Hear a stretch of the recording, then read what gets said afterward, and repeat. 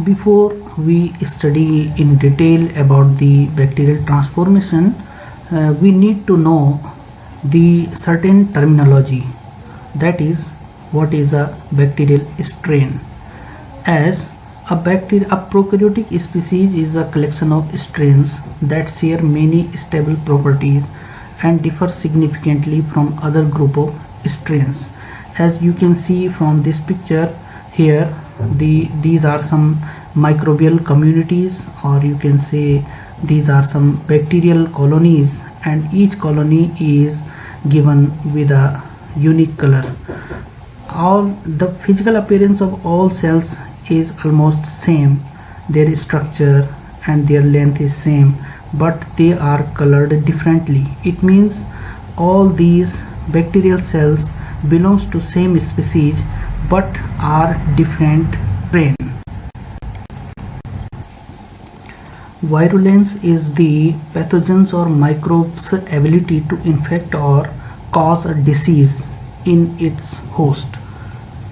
And transformation is the process of uptake of DNA by a bacterial cell from the medium, that means from its surrounding medium, and then maintenance of this taken DNA in a heritable form.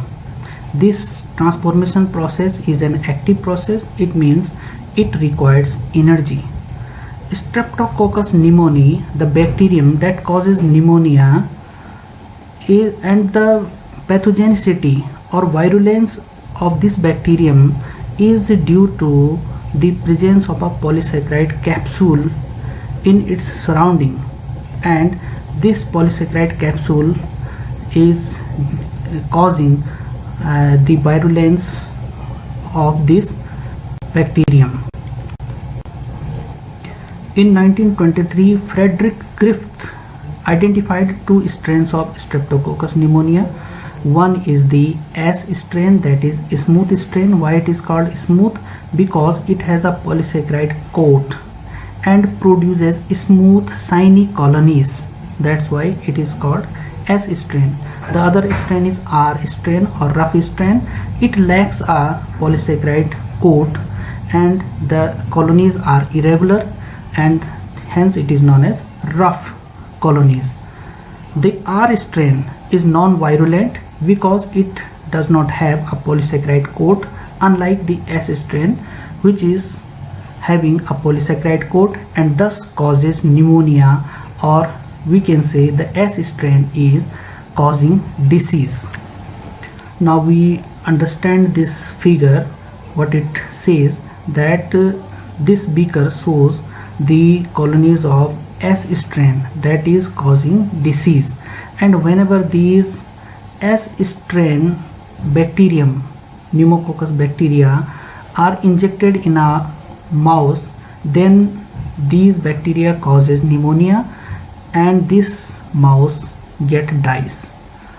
The other experiment is here the living R strain, and as we know the R strain is non-virulent, and when this R strain living cells are injected in the body of the mouse, then there is no disease in the mouse and the mouse continues living.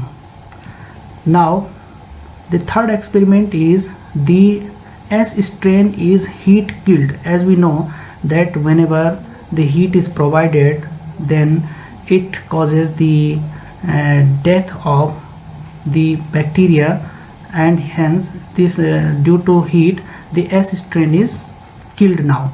And when these heat killed S strain that were causing disease previously are injected in a mouse, then there is no symptoms of disease and the mouse continues living and surviving. And the fourth experiment, here it is a mixture where the living R strain, here the R strain is non-virulent, and dead S strain. Now the S strain is again non-virulent because these cells are heat killed. It means both living R and dead strain both are non-virulent, and when this mixture is injected in the body of the mouse dies due to pneumonia. Why it happened? It is due to which type of bacteria were collected or isolated from the body of this dead mouse. These are S strain or living S strain bacterium were identified or isolated. It means that the R strain, the cells were living, now transformed to S strain due to certain unknown mechanism, and that's why this experiment is known as transformation.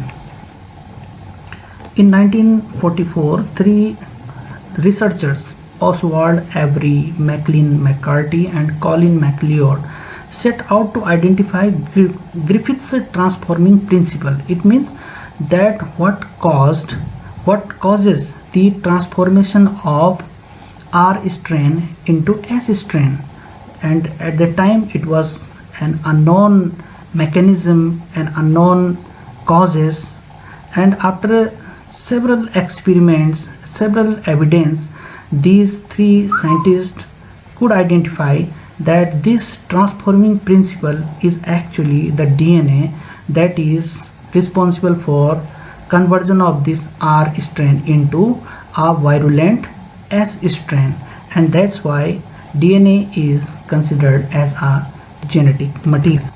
Thank you.